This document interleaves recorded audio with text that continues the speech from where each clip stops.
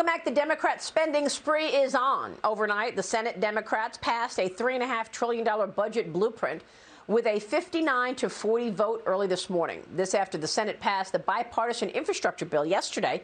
19 Republicans voted with Democrats. Despite this long road we've taken, we have finally reached the finish line. Of course, we Democrats believe we need to do much more. The policies they want to put behind this budget resolution read like somebody walked across the rotunda to the House and handed the squad a pen and piece of paper. This historic investment in infrastructure is what I believe you, the American people, want, what you've been asking for a long, long time. This bill shows that we can work together. Democratic West Virginia Senator Joe Manchin is now raising concerns over the reconciliation price tag, even though he voted yes to move it forward. Joining me right now is Louisiana Congressman, House Minority Whip Steve Scalise. Congressman, it's great to see you this morning. Thanks very much for being here. Will both of these bills become law? Well, Maria, I sure hope not. But clearly, if you look, the infrastructure bill, that's going to come over the $1.2 trillion bill. Has a lot of momentum behind it coming out of the Senate. But now we're starting to see the details. And there are a lot of things in there that people are not going to like, not the least of which is the ability for the Secretary of Transportation to start the process of imposing a per-mile car tax on every person who drives a car in America. They also have hundreds of billions of dollars of slush funds. The big problem here, Maria, that they're going to have is that it is directly linked to that tax and spend bill, the $3.5 trillion budget reconciliation bill that is now moving as well. Nancy Pelosi has made it clear the two bills are linked together.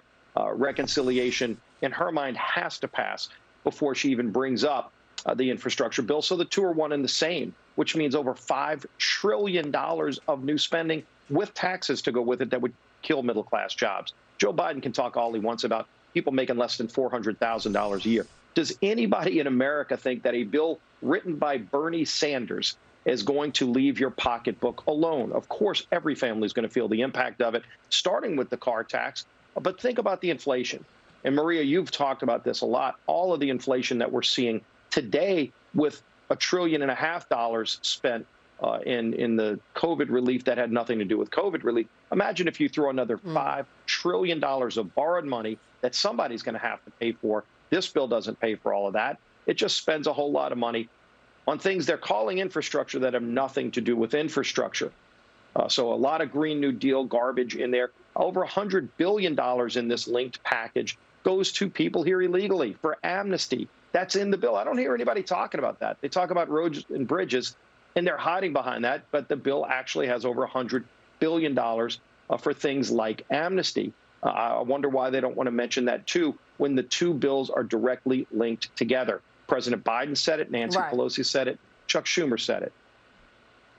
Well, I don't understand, then, why 19 of your colleagues voted for it, Congressman. I mean, look, I spoke with one of the senators on Sunday who voted for it, and I said to him, you keep getting rolled over by Democrats. Why are you agreeing to more spending when, in fact, your colleagues on the Democrat Party have yet to even admit that there's a crisis at the border? How about some money to help the border wall, or some money to actually, put to work for, to put some protection in place? And yet the Republicans didn't really get much out of this infrastructure bill, and they're certainly not going to get anything out of the larger $3.5 or $5.5 trillion bill that is coming. No, the agreement that should have been made from day one, when President Biden initially had agreed on a bipartisan deal on infrastructure, and then less than an hour later pulled the wool from under those Republican and Democrat senators by agreeing with Pelosi and Schumer's demand that it be tied directly to the $3.5 trillion reconciliation bill that raises taxes. They should have said that bill has to be off the table. The two cannot be tied together if we're going to do this. And they didn't make that demand clearly, because right behind the infrastructure bill, they brought this. And every Democrat senator has acknowledged that the two are directly linked together. So you can't talk about one without talking about the other, because they're linked. And so that's the problem. Right. It's horrible policy. It's debt, saddle debt that will add to inflation that's already out of control what families are paying for at the pump, at the grocery store. Good luck if you want to buy an appliance. You're paying more and you're waiting 6 months. Yeah, and there's also, so many mistruths about it. Calling everything under the sun infrastructure is also ridiculous. But Pete Buttigieg yesterday said, I really like the idea of voter protections, quote unquote, being kind of a democratic or moral infrastructure. That's something I admire. I mean, give me a break. I want to switch gears and ask you about New York Governor Andrew Cuomo's resignation yesterday. You're demanding the release of COVID-19 nursing home data prior to him leaving office. What do you want to see? Do you think he'll get it? And what does that mean in terms of further issues around Andrew Cuomo? Well, Maria, it's a long past due that he resigned, but, they talk about the sexual harassment problems that are very real. He continues to deny that. What he also did that they don't talk about is he gave an order that led to the deaths of thousands of seniors in nursing homes in New York State. An order that shouldn't have been given. It went against all of the science, all the CDC guidelines, and then 4 other states picked it up and did the same thing and killed seniors in their states. Yet Governor Cuomo has been covering up the data, won't release it, talks about transparency all day long, and then hides the data that these families have demanded. I've been talking to a lot of the families, obviously with Janice Dean. She's been very out front and vocal. I spoke with her yesterday, but so many other families that have been waiting for this data that he's hiding. It's time to release it. Give these families some closure.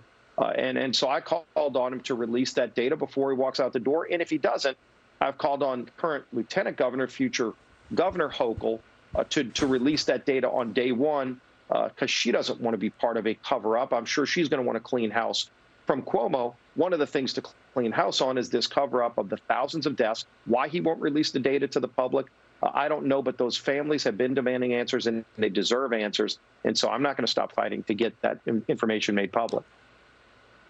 All right, we're going to talk about that coming up with the panel. Congressman, it's always a pleasure to see you. Thanks very much.